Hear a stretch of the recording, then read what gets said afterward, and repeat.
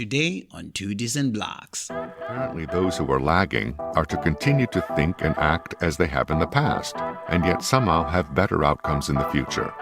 And if they don't get the same outcomes as others, then according to this way of seeing the world, it is society's fault, and a romantic image is an obstacle to directing their efforts toward developing that ability. There is no question that the accident of birth is a huge factor in the fate of people. What is a very serious question is how much anyone can do about that without creating other and often worse problems.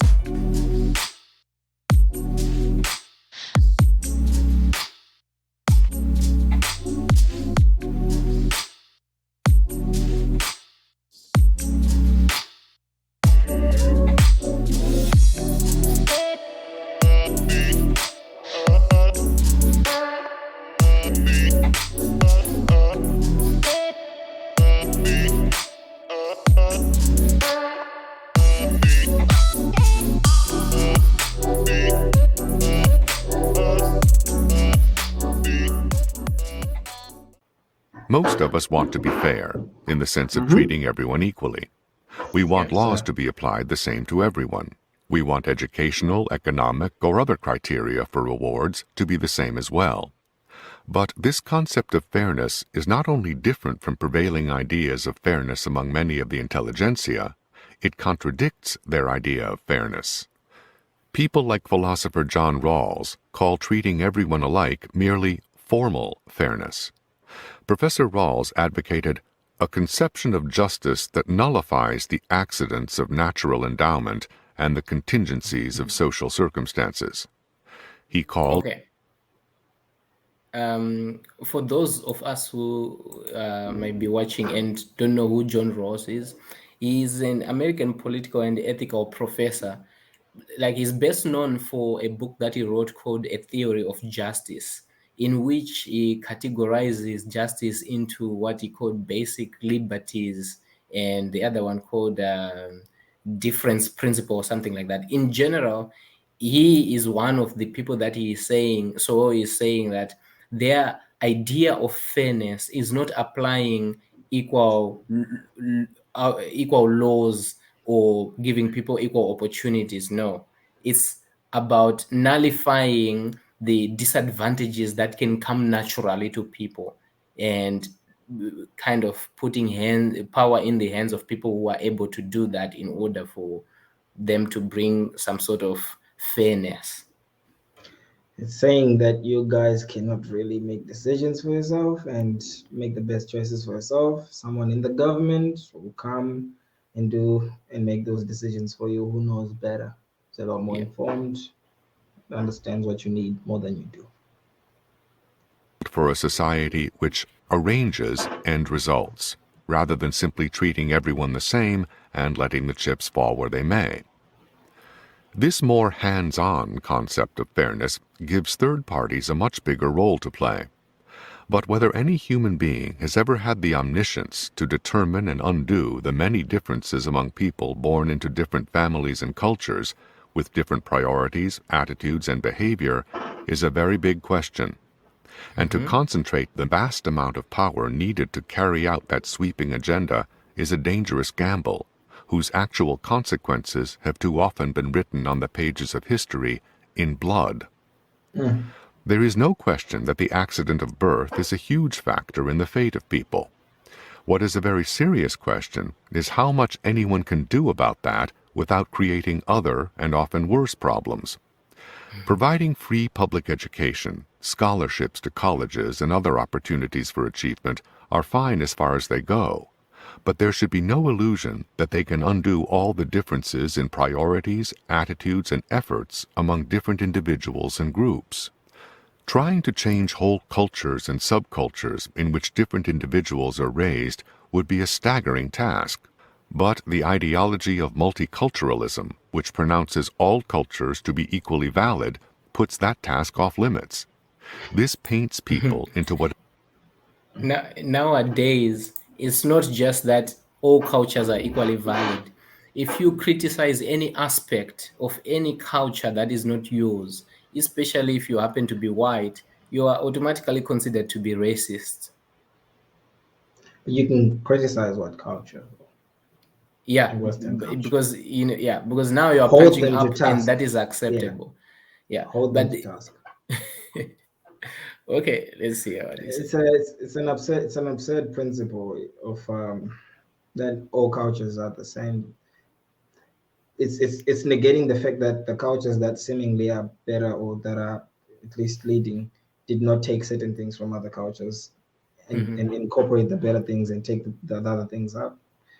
Yeah, It's a lie. and to It's just a lie. a greater extent, culture is the biggest determinant of whether or not somebody gets to be successful. And by that, of course, I mean, culture in a broader sense. And then what you were saying earlier on about attitudes towards work, just interest in a particular thing, and so on. For example, African Americans are much more interested in sports than they are in computer science, for example. That's why you see that most of them, they are dominant in sports or in rap, hip hop, than they are in Versus computer being science and nerds. things like that. Yeah. So What you pay attention to and you prioritize, you become better at. As simple as that. No boogeyman here. yeah, exactly. Okay, let's continue. Whatever corner the accident of birth has put them. Under these severe constraints, all that is left is to blame others when the outcomes are different for different individuals and groups.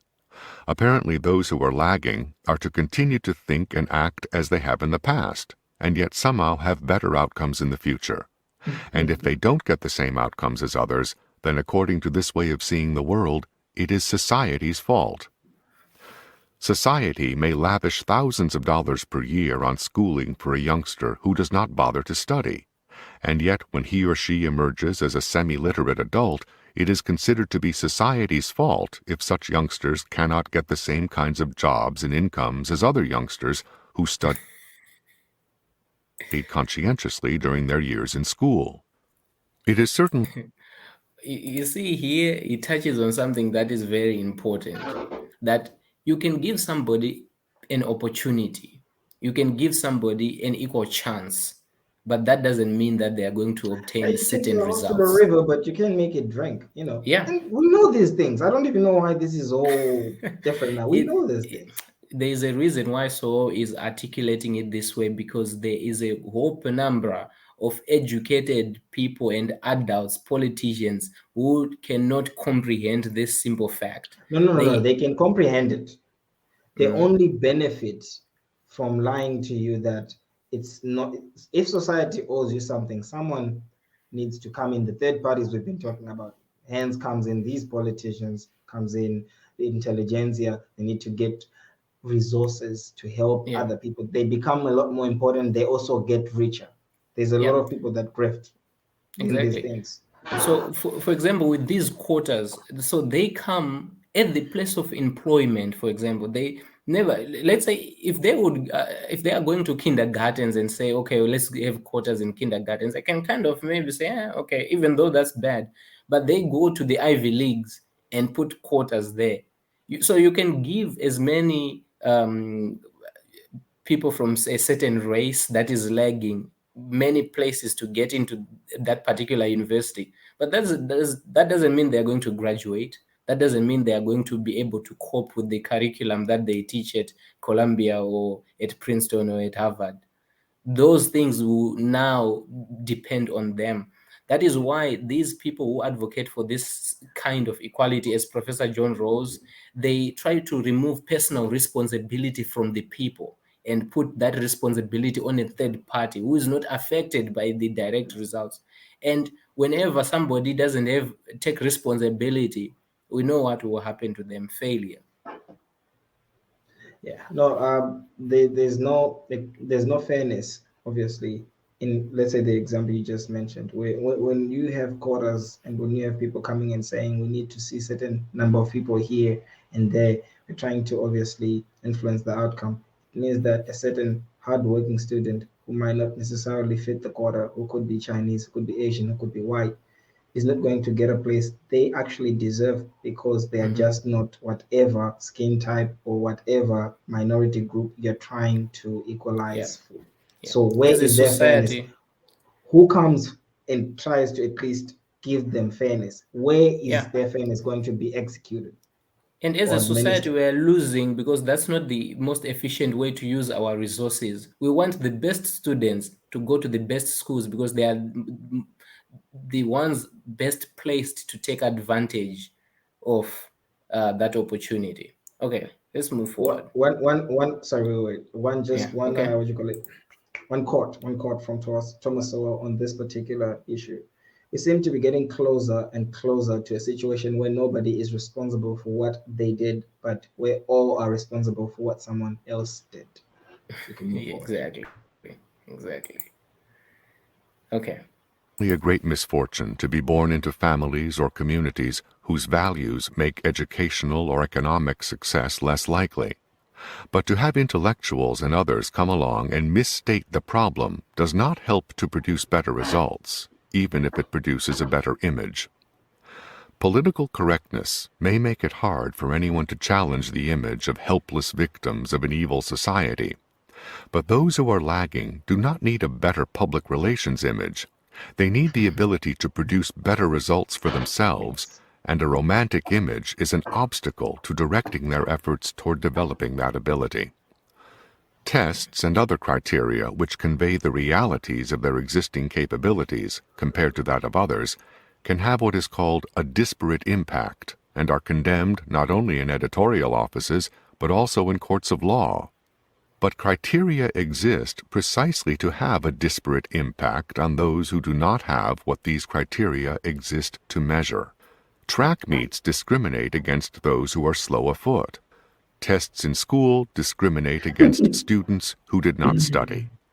Disregarding criteria in the interest of fairness, in the sense of outcomes independent of inputs, adds to the handicaps of those who already have other handicaps by lying to them about the reasons for their situation and the things they need to do to make their situation better. Man, this is exactly what happens most of the time when people point out to such things as sexism, racism, and things like that. Even though those things exist, pointing them out, it's placing some other people in a position where, well, no matter what I do, I cannot progress or succeed because somebody else is preventing me. So, in that kind of context, what motivation do I have to put effort, to study, to work hard, to take initiative, if I know that there is somebody waiting to be racist to me, to discriminate against me, and so on?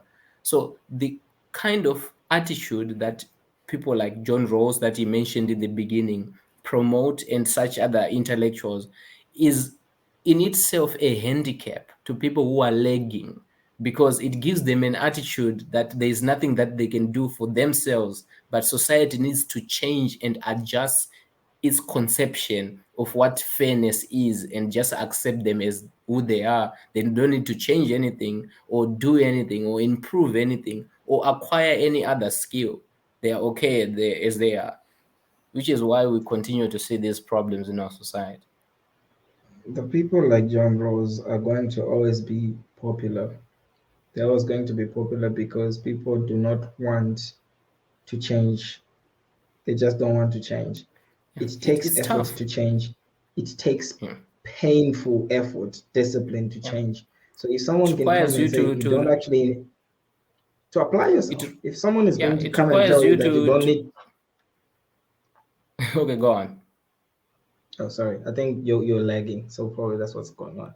But yeah, Okay. when someone can come and tell you that you don't need to lift a finger for your situation to change, but everyone else around you has to change the way they look at you, then you're almost always going to be like, oh yeah, this is the guy for me. And that's Yeah. usually how most of these people actually win in politics and get Mhm. the and then they get in and whatever. Then the Because other their thing to speak ideas of, are attractive. they're very popular and attractive. It's like someone saying we need to give everyone money. The guy that has to campaign and say no, we don't need to, is the one that will never win that election. Yeah. The thing that we also need to really talk about is fairness. Fairness. It being a concept that you can actually want to apply. To what degree do you wish to apply it? What metrics are you Mhm. going to use? When are you going to stop and say this is enough? To say, I was born in Zimbabwe. It's probably of higher privilege to be born an American. Certain people were born Americans. I wasn't. What are you going to do about that? Are you going to Yeah. equalize with the fact that I am Zimbabwean and someone is American? In what way are you going to do it?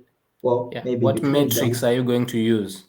of the Americans that are here, there are people who are disabled, there are people that are not. What are you going to do to equalize for that? And You see, when you say you're equalizing, what are you looking at? Are you talking about yeah. money? Are you going to give them money for them to be equal to us or for them to be fair?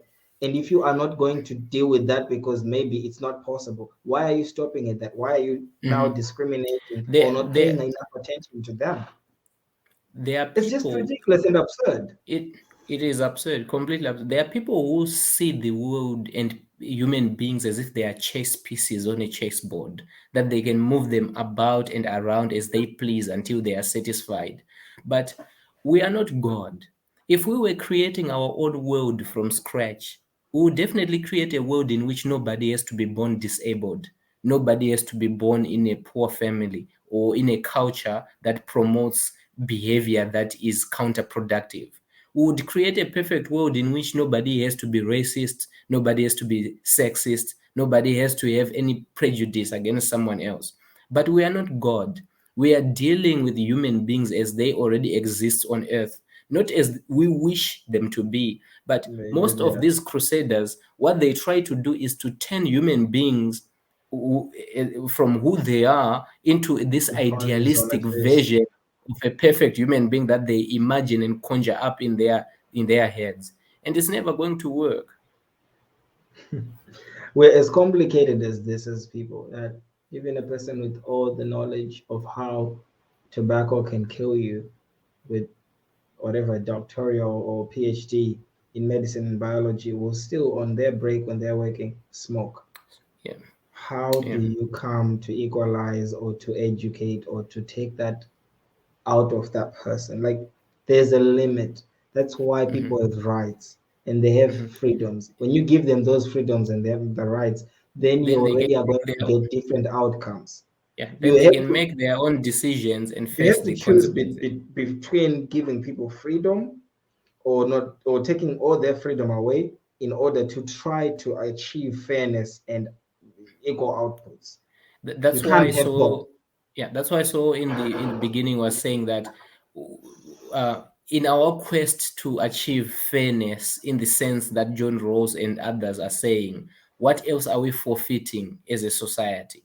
What Big other price we're paying. unintended consequences are going to result from our quest for fairness?